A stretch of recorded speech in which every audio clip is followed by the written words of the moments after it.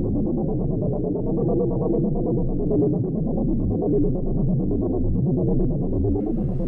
wonderful. Hi, everybody. Welcome to Boskone. I just came, just drove in from home, and boy, my arm's tired. I'm Walter Hunt, and I'm rumored to be a science fiction writer, although my most recent book is set in the 14th century, but it has time travel in it, so you know it's science fiction. But I've written four science fiction novels which deal with aliens and have some first contact in them. And I'd like to have the panelists introduce themselves so that we can engage in spirited debate and discussion on the subject of first contact. Sir. Okay. I'm going to let Vernor. Vernor, why don't you start? Okay. I'm Vernor Vinge, and I write science fiction, and I don't think... Oh, yes, actually, I did write a first contact story. It was sort of Men in Black in reverse, in that the humans were the race that was doing the contacting, and they were hiding and secretly infiltrating the locals, and so the locals regarded them, if they thought about them as at all, as fraudulent flying saucer people. My name's Alan Steele. I've written about first contact a number of times, actually. One of my early novels, Labyrinth of Night, was the first time I dealt with a situation. More recently, my story, my novel Spindrift, which is set in the universe of my Coyote series. And the novel that I'm working on now, Hex, is, I'm not sure if we'd necessarily call it a first contact novel, except that we're now dealing in first contact with other races besides the one that we're dealing with now.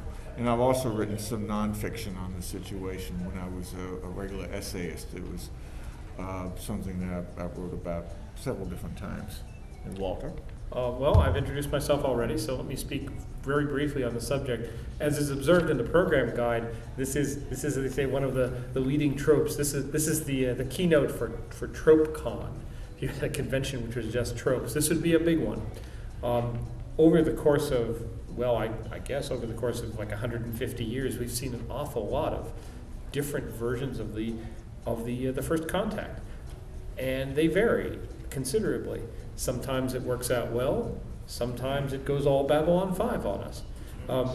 And as far as I'm concerned, one of the things that's difficult to do is to do something that hasn't been done before. That's why I was intrigued when Vernor was talking about writing a first contact story in which the trope was inverted, became a port or something, and the hats get swapped, and the way in which the contact takes place is reversed. Why don't I turn it over to the panelists and give them a chance to talk a little bit about what you try to do when you write a first contact, because it's been done so many times. Just doing it is tiresome. If you're working on something which is the first contact, why don't you talk about that? Actually, I'm going to do something here real quick. I'm going to let Vernor talk about it. We got some damn disco music coming over this speaker, and it's annoying as hell. It is. And it was annoying when it was I'm going to new. go to the back of the room and see if I can find something that will turn that off. So Vernor, talk. So you're going to get engaged in preemptive first It's one of the contact. more interesting introductions I've had. Yeah. I think that's interesting that science fiction really has probably looked at first contact in an enormous number of different ways, and that given the group knowledge that is here in this room, it's probably very unlikely that anybody on the panel, and perhaps anybody in the room, could come up with a first contact story that there aren't other people in the room who aren't familiar with. I think that there is one aspect of first contact that is that has been done a fair amount, not a lot, and that is very important and is overlooked certainly by the mundane world, which is now aware of first contact issues to a limited extent. And that is that if you put together what we know about what we can see in the universe together with what we know that we can do ourselves, that probably the most likely first contact that would occur if it was with a relatively near peer race would really be pretty unpleasant. And that is the fact that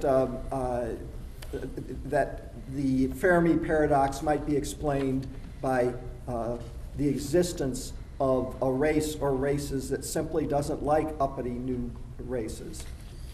And so we've had several one example that pops to mind now, and except I'm losing the names of the authors, unfortunately. I think the title was Death Star, and basically they were listening to us, and once they heard us, they just sterilized the surface of the inhabited worlds of our solar system. So it's a comedy, is what you're saying. A comedy of sorts. Yeah, yeah. And eventually you actually learn their motive. And really, these aliens were not especially warlike. They did not consider themselves to be especially warlike. But they said, you know, there are weapons around whereby you can kill everybody in another solar system from a distance. That's really scary, they said. We determined that that would never happen to us. And that's why whenever they detected someone else, they would sterilize their solar system. That sounds like, Wow! that sounds like Greg Bear. Gosh. It does sound like Rick Bear. Yeah, no, I'm trying to, and Forge of God. Yeah, I actually know the picture of the book is floating, but it was something like the Death Star and the. Do you know the title of the? Yes. Okay. Reno. Yes, that's it. Right. Well, here, let me ask you another question. As you mentioned, while Alan was playing Popular Mechanics back there, you said, well, you know, science fiction has explored this trope considerably, and we've done all kinds of different things with it, and we've probably done almost everything you could probably imagine. Is this something new to science fiction as opposed to? I mean, First Contact could be the Spanish and the Spanish and Tenochtitlan. Has science fiction taken a leap and done things that are fundamentally different from a First Contact that actually appears in human history?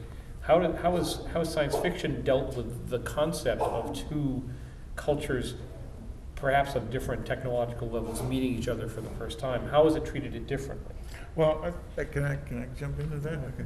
Well, I think actually the first story, I mean, where the term First Contact comes from, is from a story of that title, First Contact by Murray Leinster, that appeared in 1945.